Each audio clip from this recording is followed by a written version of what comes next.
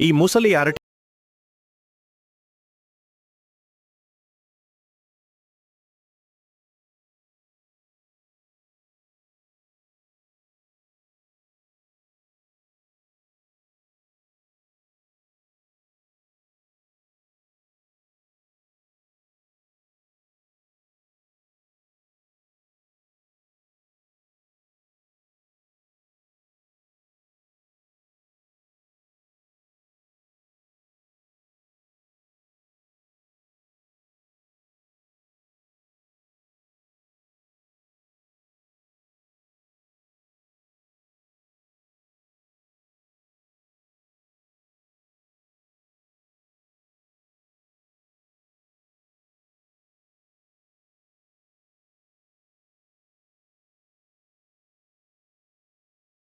ఎవరు చెయ్యరు. అమ్మమ్మ మరియు కోతి చాలా దూరం నుండి మంచు తెస్తారు.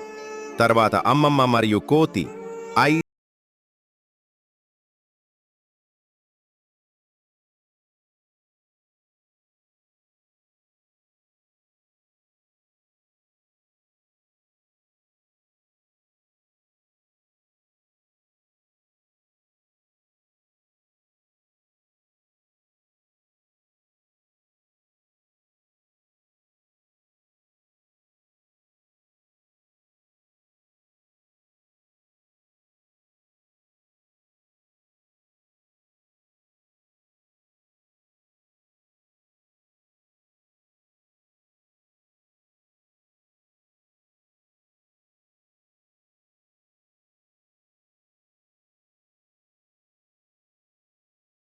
సబ్స్క్రైబ్ చేయలేదు. జీబ్రా ఒక ముల్లంగి మొక్కను నాటుతుంది మరియు సింహం ఒక క్యారెట్ మొక్కను నాటుతుంది.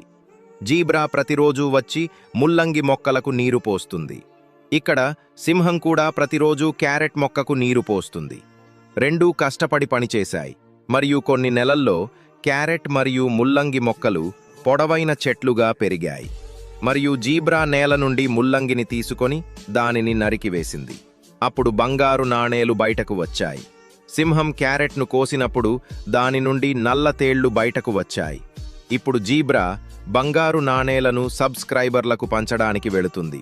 కాబట్టి త్వరగా సబ్స్క్రైబ్ చేయండి. జీబ్రా మీ ఇంటికి కూడా వస్తుంది. ఈ చిలుక మరియు అతని బిడ్డ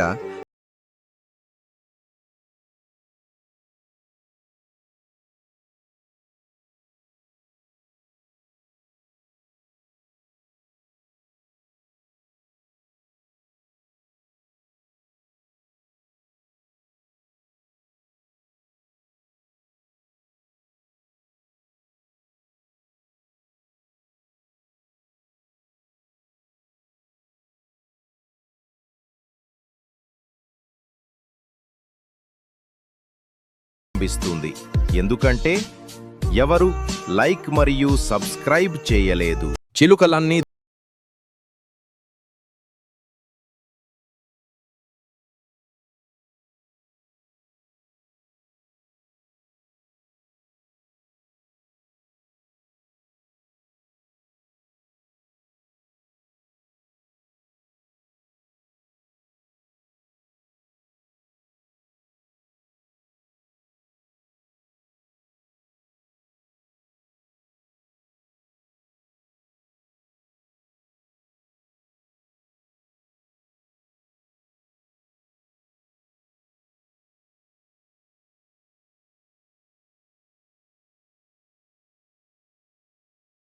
ఎడారిలోని మండుతున్న ఇసుకలో ఒక మహిళ రైలులో నుండి ఒక దానిమ్మ పండును తిని విసిరేస్తుంది.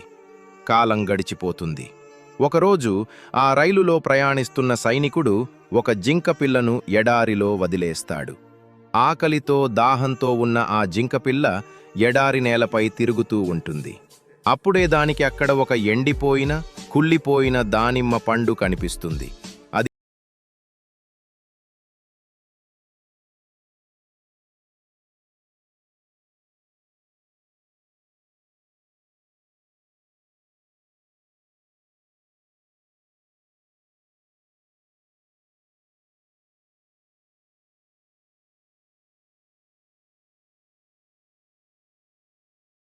ఏడవడం మొదలుపెడుతుంది.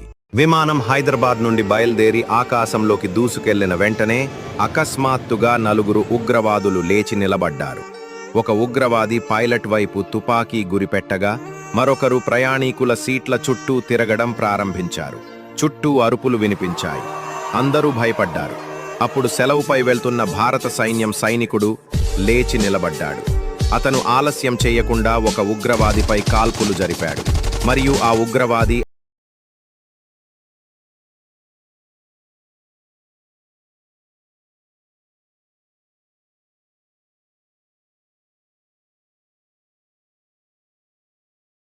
చంపబడ్డారు.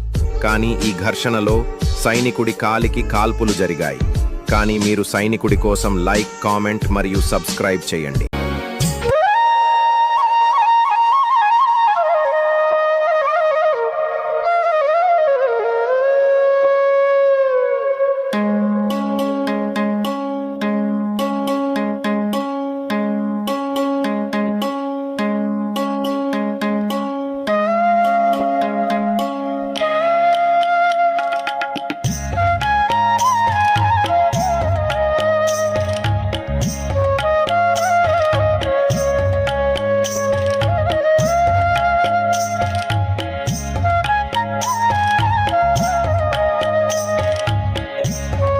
రేవు చెట్టు ఎండకు ఎన్నిపో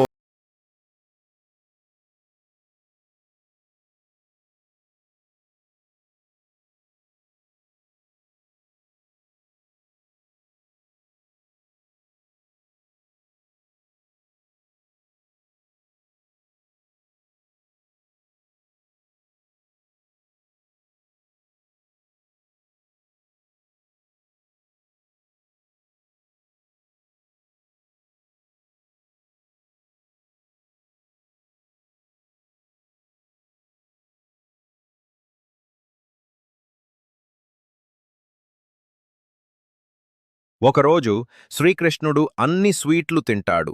కాని కడుపు నిండిపోలేదు. కాబట్టి గణేశుడిని స్వీట్లు తీసుకురమ్మని అడుగుతాడు. ఇది విన్న గణేశుడు నగరానికి వెళ్ళి ఒక దుకాణం నుండి చాలా స్వీట్లు కొంటాడు. గణేశుడు ఆ స్వీట్లు తెచ్చి కృష్ణుడికి ఇస్తాడు. ఈ స్వీట్లు తిన్న తర్వాత కృష్ణుడు చాలా సంతోషంగా ఉన్నాడు. గణేశుడి కోసం లైక్ చేయండి, ఇంకా కామెంట్ చేయండి. నానమ్మ మార్కెట్ నుండి ఎండు మిరపకాయలు కొనుక్కొని ఇంటికి వస్తుండగా అకస్మాత్తుగా ఆమె ఎద్దుల బండి నుండి ఒక మిరపకాయ కింద పడిపోతుంది. తరువాత రాత్రి వర్షం పడితే మిరపకాయ కొంత తేమ వస్తుంది. కొన్ని రోజుల్లో ఒక చిన్న మిరప మొక్క పెరుగుతుంది. తరువాత ఎండ కారణంగా మొక్క ఎండిపోవడం ప్రారంభమవుతుంది. తరువాత ఒక ఉడుత వచ్చి కొద్దిగా నీరు పోస్తుంది. కొన్ని నెలల్లో మిరప మొక్క నెమ్మదిగా మిర్చి యొక్క పెద్ద మొక్కగా మారింది. అప్పుడు ఉడుత తన స్నేహితుడితో కలిసి అదే మొక్క కింద స్థిరపడాలని అనుకుంటుంది.